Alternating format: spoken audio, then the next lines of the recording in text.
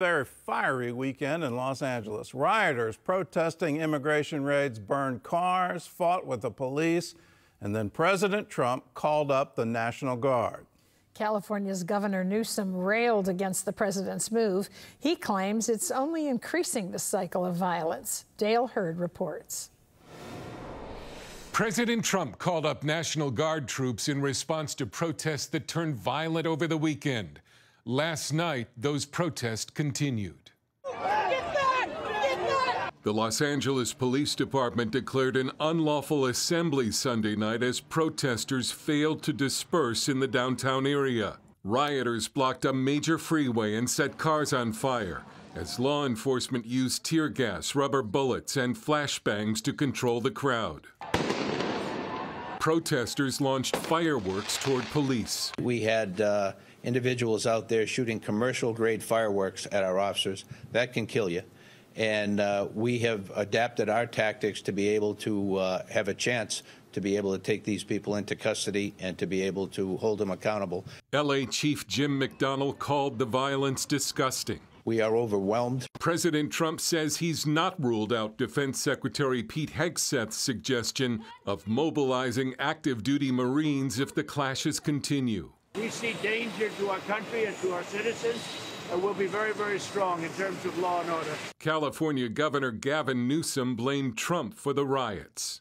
Donald Trump has created the conditions you see on your TV tonight. He's exacerbated the conditions ever since he announced he was taking over the National Guard. An illegal act, an immoral act, an unconstitutional act. Newsom also took aim at Trump immigration czar Tom Homan on X. Trump's border czar is threatening to arrest me for speaking out. Come and get me, tough guy. Republicans in Washington defended the president's decision. Do you have any problem or any concerns about the president sending in the National Guard to a place where local authorities say that they're not needed and could be harmful? I have no concern about that at all. I think the president did exactly what he needed to do. President Trump is putting the safety of the communities that are being impacted by these riots and by these protests that have turned violent. And he's putting the safety of our law enforcement officers first. Meanwhile, Kilmar Abrego Garcia, whose controversial deportation earlier this year sparked a Supreme Court order to facilitate his return, is now back on U.S. soil. He faces federal charges of alien smuggling and conspiracy. Dale Hurd, CBN News. It's like our politics has turned into the WWE, where politicians are threatening each other with arrest, and they're saying, well, just bring it. And, you know, it should not be. We're the leader of the free world, and you have this kind of thing happening between a governor of a state and a president. It just absolutely makes no sense to me. We're going to learn some Latin over the coming weeks. The Posse Comitatus is an act passed where the federal government can't call out the army against its own citizens. But there are emergency workarounds, if you will, for that bill, and then calling up the National Guard.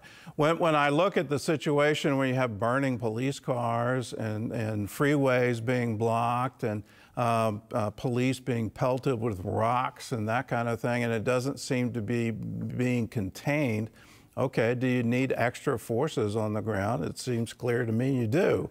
And I get flashbacks back to Portland, where they allowed a crowd to attack a federal building and literally did nothing about it. Or Seattle, where a crowd took over blocks in the downtown and did nothing about it. Are we going to see the same thing because you disagree with immigration policy in the state government? Are you going to allow these protests?